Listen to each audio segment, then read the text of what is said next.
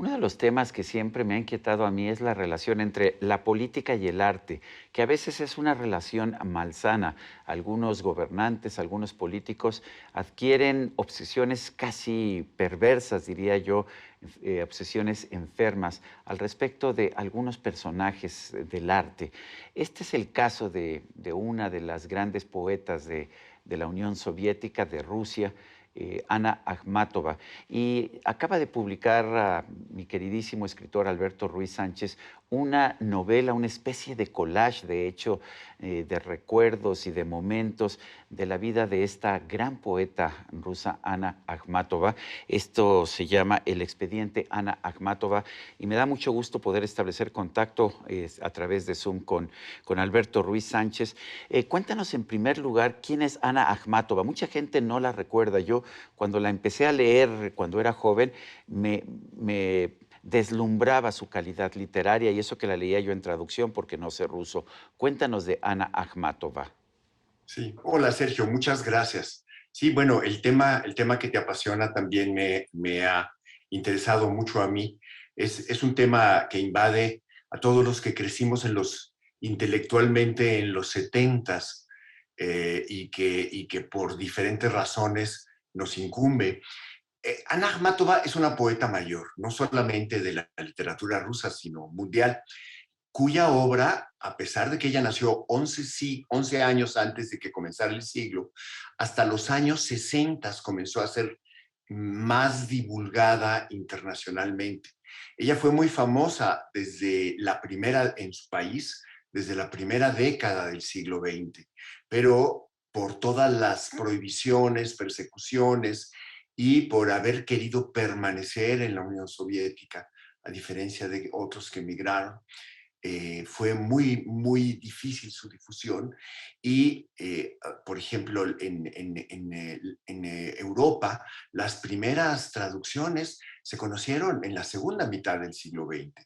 Ella recibió un doctorado en Oxford gracias a Isaiah Berlin en los años 60, pero su historia es muy significativa por varias razones, entre otras por la complejidad de su relación con el poder.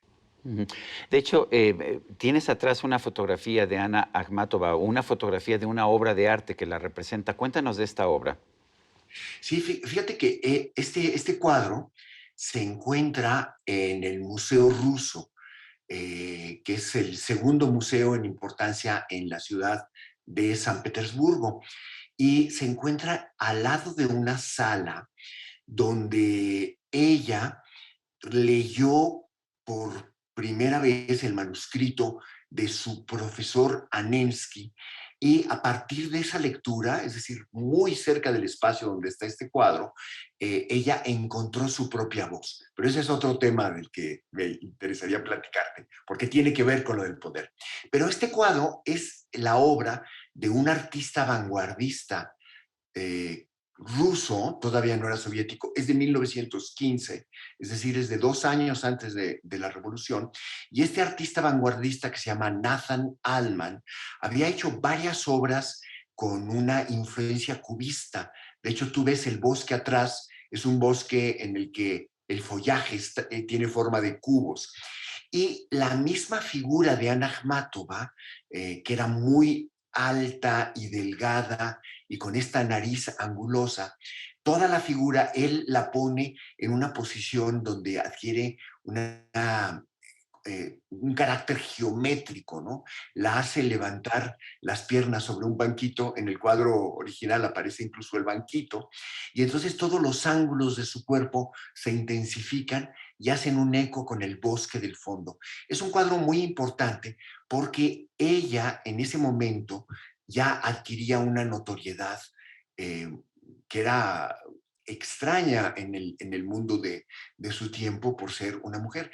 En esa notoriedad, ella destacaba por 3 libros, pero antes de ser conocida por sus libros, ella era lo que ahora llamaríamos una performancera. Ella leía en los cabarets, leía en las reuniones, había un cabaret que se llamaba El Perro Callejero, como se pensaban a sí mismos muchos de los escritores, directores de teatro o músicos vanguardistas de la primera mitad digamos, de la primera década y de la primera mitad de la segunda década del siglo XX en la Unión Soviética, lo que después sería la Unión Soviética. De hecho, ella tuvo desencuentros con el poder. Cuéntanos la historia de su marido, de su hijo. Sí, fíjate que el hombre que sería su esposo, que se llamó Nikolai Gumilyov, es un personaje muy interesante. Era 3 años mayor que ella, pero casi 10 años adelante en su carrera. Y era un tipo extravagantísimo que adquirió una notoriedad muy importante dentro del grupo de sus hermanos mayores, de los simbolistas, pero él además tenía sed de viajero, quería descubrir cordilleras, como lo hizo en África, como lo hizo un personaje muy admirado por él, y fue a seguir las huellas de Rambo en África, en Etiopía, en el sur de Etiopía. Él quería ser reconocido por sus descubrimientos geográficos y aventureros, pero aparte también fue un recopilador de historias del folclore africano que después fueron muy influyentes en su poesía. Gumilyov además quería ser héroe, se alistó en el ejército durante la Primera Guerra Mundial y al regresar de la guerra después de la revolución, que no pretendiendo ser enemigo de la revolución, sino al contrario, colaborar en la revolución, pero guardando un espíritu crítico, fue sacrificado en 1921 en uno de esos juicios sumarios que a partir de los años 30 se convertirían en norma, los famosos juicios de Moscú, pero que ya en 1921 tuvo un ejemplo impresionante en un supuesto boicot de ingenieros en el cual fueron fusilados más de 80 personas, entre ellos Gumilyov, que no tenía nada que ver con eso.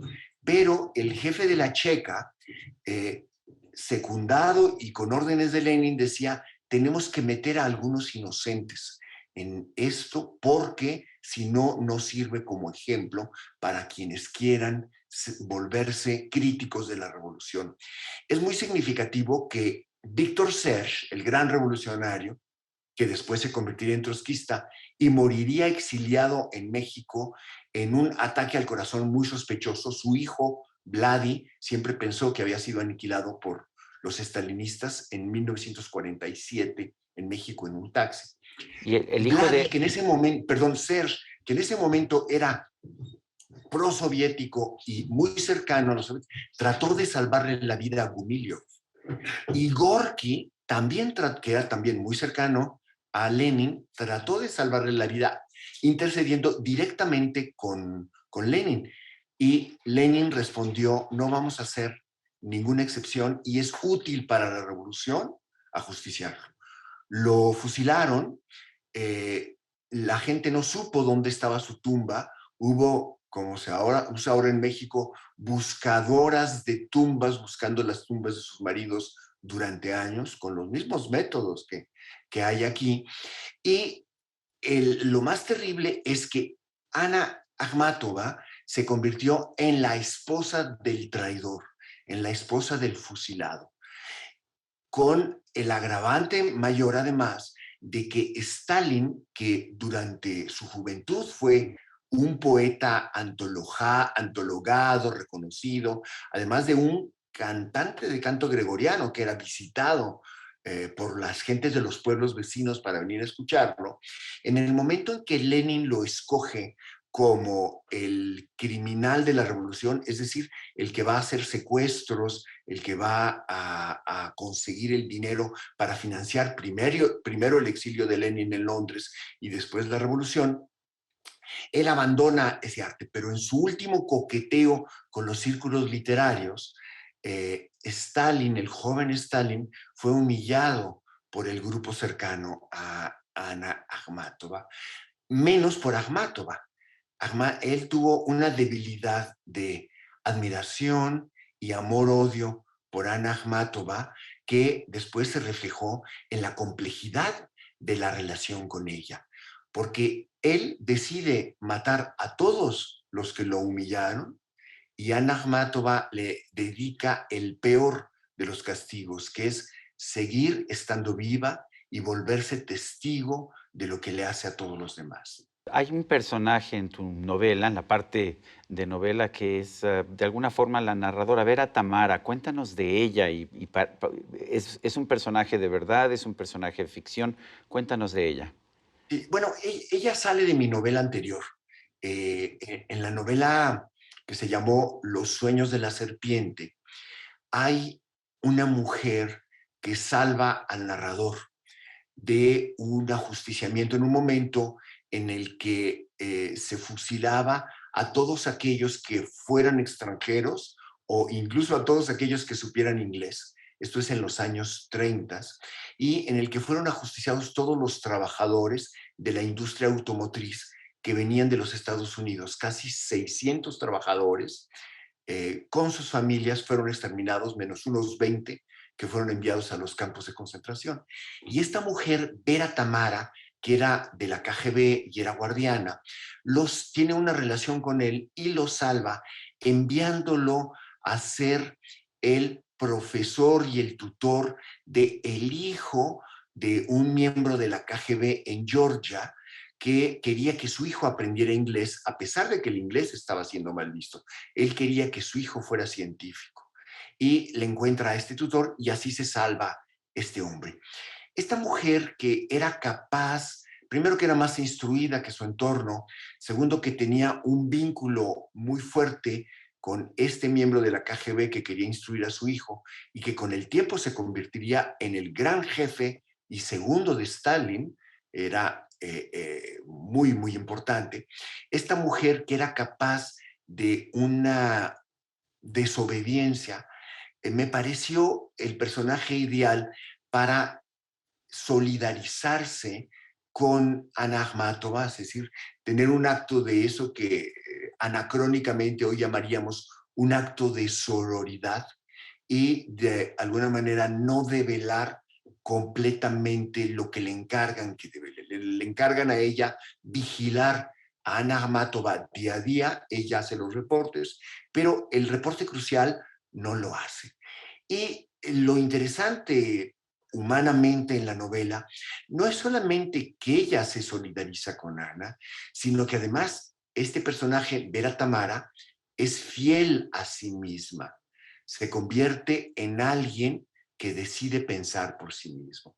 Y si recuerdas la observación de Hannah Arendt sobre la banalidad del mal, sobre todos aquellos que por ser militantes de una causa sacrifican todo, son capaces de robar, de matar, de mentir, de dar maromas para justificar a sus líderes.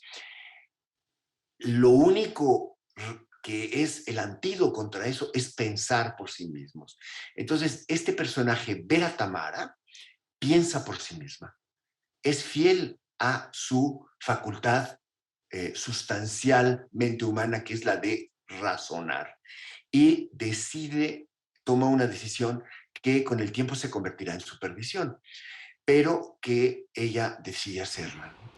¿Cómo debemos recordar a Ana Akhmatova, una poeta rusa que es virtualmente desconocida en nuestro país? Sí, pues mira, cada vez es más conocida, cada vez hay más traducciones de sus principales poemas, y lo importante es que como hay traducciones en España, traducciones en México, traducciones un poco en todas partes, que la gente pueda entender además, son poemas casi en clave, eh, permitir que los poemas sean leídos de una manera en que nos enseñen algo importante. Yo te voy a decir, por ejemplo, algo que ella aprende de Anensky en ese salón al lado de donde se encuentra este cuadro, es cómo utilizar el mundo clásico, cómo utilizar no solamente el clásico ruso como Pushkin, sino cómo utilizar a Esquilo, por ejemplo, para hablar de su vida cotidiana. En eso, lo que hace Ana Akhmatova a principios del siglo XX es algo similar a lo que hace una escritora que ahora es un boom de moda, que es Irene Vallejo, en este libro maravilloso, donde ella utiliza toda su preparación clásica para hablar del mundo contemporáneo. El lenguaje en un Ella, junco. Ujú. sí, y además en sus editoriales, en la prensa, tanto en El País como El Milenio, y en otros periódicos, ella hace continuamente esto, ¿no? Por ejemplo, habla del complejo de Edipo y menciona sus lecturas de novelas policíacas recientes, pero ella lo hace continuamente, ¿no? Ana Akhmatova lo hizo de tal manera que en sus performances, como diríamos ahora, en sus lecturas en cabaret, se convirtió en alguien muy importante, ¿no? Y aparte, ella lo que hizo desde el principio es, Ana Akhmatova hizo una rebelión al patriarcado, de nuevo hablando en términos anacrónicos, es decir, en términos muy contemporáneos, Sí. comenzando por la prohibición del padre que le prohíbe que escriba Utilizar su poesía nombre, sí. porque va a ensuciar el nombre de la familia. Ujú. Entonces lo que ella hace es quitarse el nombre de la familia Bueno, y utilizar el nombre de una bisabuela rebelde de origen tártaro, el Akhmatova, y así ella inventa su primer personaje literario. pues Alberto Ruiz Sánchez, me quedaría por horas, ya se nos acabó el tiempo. Quiero agradecerte el que nos estés invitando a leer el expediente Ana Akhmatova. Soy yo el que te agradece, Sergio. Siempre es un placer platicar contigo y bueno, continuaremos. Bueno, y a usted, amigo televidente, que hace posible este programa, se lo agradezco también. Esto es todo por hoy, pero no se lo olvide. Nos vemos la próxima.